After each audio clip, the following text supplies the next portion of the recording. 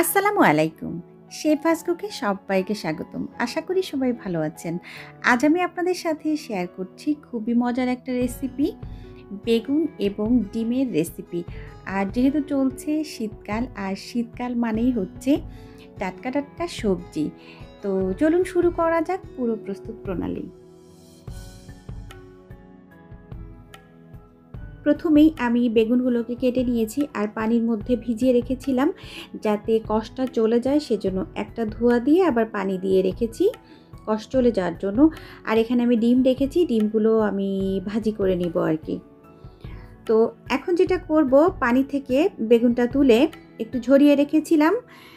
এখন এর সাথে আমি লবণ এবং হলুদ দিয়ে এটাকে কিছুক্ষণ মাখিয়ে নিব। তো কিছুক্ষণ যদি মাখিয়ে রাখা হয় সেই ক্ষেত্রে যেটা হয়, বেগুনের মধ্যে লবণ এবং হলুদ ভালো করে ঢুকতে পারে এবং যখন বেগুনটা ভাজি করা হবে তখন কিন্তু একটু সিদ্ধ হতে সময়টা কম লাগবে। তো আমি লবণ হলুদ দিয়ে এখন ভালো করে মাখিয়ে নিচ্ছি।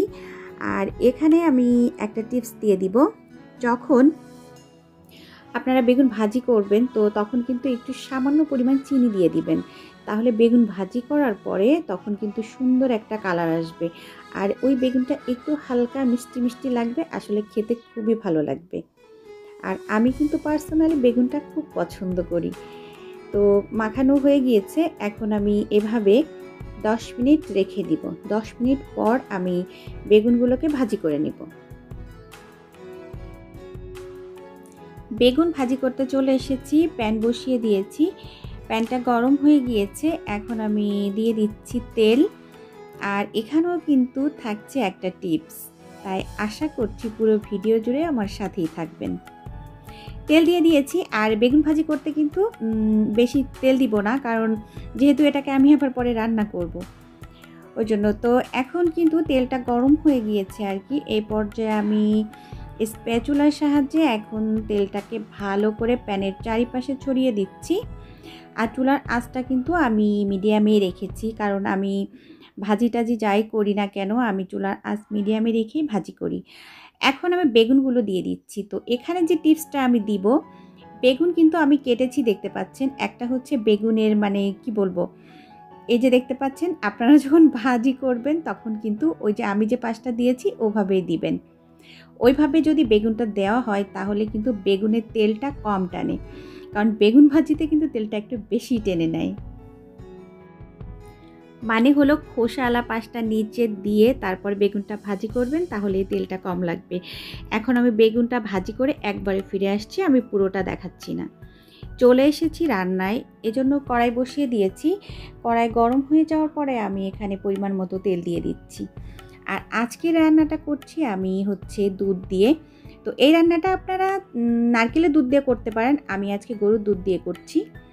তো তেলটা গরম হয়ে গিয়েছে, এখন আমি এর সাথে একে একে মশলাগুলো অ্যাড করে দিচ্ছি। প্রথমেই দিয়ে দিচ্ছি আদা রসুন বাটা 2 চা চামচের একটু বেশি। আর এই রান্নাতে যদি মশলাটা একটু বেশি হয় তাহলে খেতে ভালো লাগে। এখন দিয়ে দিচ্ছি 2 চা চামচ পেঁয়াজ বাটা। এখন দিচ্ছি 1 চা চামচ জিরা বাটা। এখন দিচ্ছি 1 চা চামচ শুকনা মরিচ বাটা। আর আমার কাছে মনে হয় মরিচ যদি বেটে রান্না করি তাহলে কালারটা সুন্দর আসে। আর এখন দিয়ে দিলাম 1 চা চামচ হলুদের গুঁড়া, আর দিয়ে দিচ্ছি স্বাদ মতো লবণ। তো এখন আমি মশলাটাকে ভালো করে কষিয়ে নিব। তো এখানে নতুন রাঁধুনিদের জন্য আমি আরও একটা টিপস দিয়ে দিচ্ছি। মশলা যখন কষানো হবে তখন কিন্তু পানি দিয়ে তো অবশ্যই কষাতে হবে এবং ঢাকনা দিয়ে কষাতে হবে। ঢাকনা দিয়ে কষালে চুলার আশপাশ আর নষ্ট হবে না। তো এই পর্যায়ে আমি এই মশলাটাকে কিছুক্ষণ একটু ভেজে নিচ্ছি। তো কিছুক্ষণ ভেজে নিয়ে তারপর আমি এর সাথে কিন্তু পানি অ্যাড করব। তো এখন আমি মশলা কষানোর জন্য পানি দিয়ে দিলাম। এখন আমি পানিটা দিয়ে ভালো করে নাড়াচাড়া করব আর এই পানিটাকে শুকিয়ে নিব। আর আপনারা দেখতে পেয়েছেন যে পানিটা একটু হলুদ। তো এটা হচ্ছে যে আমি যে মশলা দিয়েছি এই মশলা আর কি, যে মশলার বাটি ছিল, বাটিটা ধুয়ে আমি পানিটা দিয়ে দিয়েছি আর কি, যেহেতু মশলা তো নষ্ট করা যাবে না, তাই না?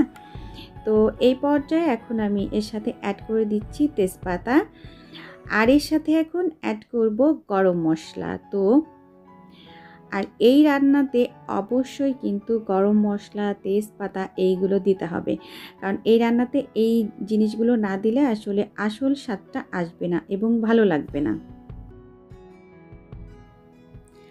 এর মধ্যে কিন্তু আমার মশলাটা কষানো হয়ে গিয়েছে, ওই পানিটা শুকিয়ে গেছে, তেল বের হয়ে এসেছে। এখন আমি এর সাথে অ্যাড করে দিচ্ছি গরুর দুধ।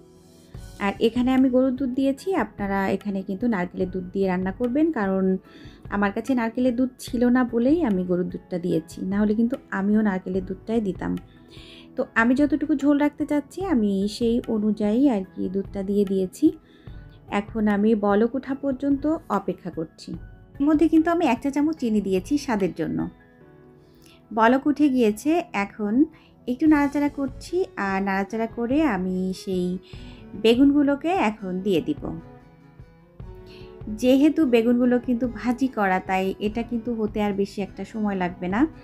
তো বেগুনগুলোকে এখন আমি দিয়ে দিয়েছি, আর এখন আমি একটু উল্টে পাল্টে দিচ্ছি আর কি, মানে হচ্ছে যে এপাশ ওপাশ করে দিচ্ছি যাতে দুই পাশেই সুন্দরভাবে মশলাটা ঢুকতে পারে। আর আমি কিন্তু মিডিয়ামেই রেখেছি আর কি। এখন আমি ডিমগুলোও দিয়ে দিচ্ছি, যেহেতু এখানে কিন্তু সিদ্ধ হওয়ার আর কোনো ব্যাপার নেই। তো এ পর্যায়ে আমি দুইটা জিনিস দিয়েই ভালো করে নাড়াচাড়া করছি আর মিশিয়ে দিচ্ছি। এখন আমি যেটা করব, একটু ঢেকে দিব। ফিরে এসেছি কিছুক্ষণ পর, জাল হয়েছে, তখন আমি ঢাকনাটা তুলে নিচ্ছি। আর দেখতে পাচ্ছেন সেই ঝোলটাও কিছুটা কমে গিয়েছে। এখন এর মধ্যে আমি দিয়ে দিচ্ছি ভাজা জিরার গুঁড়া 1 চা চামচ পরিমাণ, আর এই ভাজা জিরার গুঁড়াটা অবশ্যই দিবেন। আর রান্নাটা কিন্তু অলমোস্ট হয়ে গিয়েছে। ও আচ্ছা, রান্নাটা হয়ে গিয়েছে, বাট আমি এই রেসিপিটার নামটা কিন্তু এখনও বলিনি। তো এই রেসিপিটা আমার মায়ের রেসিপি। এখন দিয়ে দিয়েছি হচ্ছে কাঁচামরিচ একটু ফ্লেভারের জন্য। এখন নাড়াচাড়া করে এটাকে আমি ঢেকে রেখে দিব। রান্নাটা অলমোস্ট হয়ে গিয়েছে। আর এই রেসিপিটার নাম হচ্ছে বেগুন খাসি, আর এটা আমার মায়ের রেসিপি। তো এতক্ষণ যারা আমার সাথে ছিলেন সবাইকে অসংখ্য অসংখ্য ধন্যবাদ। সবাই ভালো থাকবেন, আমার জন্য দোয়া করবেন, আমিও দোয়া করি। সবাই ভালো থাকুন, সুস্থ থাকুন। আগামী রেসিপি দেখার আমন্ত্রণ জানিয়ে আজকের মতো আমি শেফা বিদায় নিচ্ছি। আল্লাহ হাফিজ, আসসালামু আলাইকুম।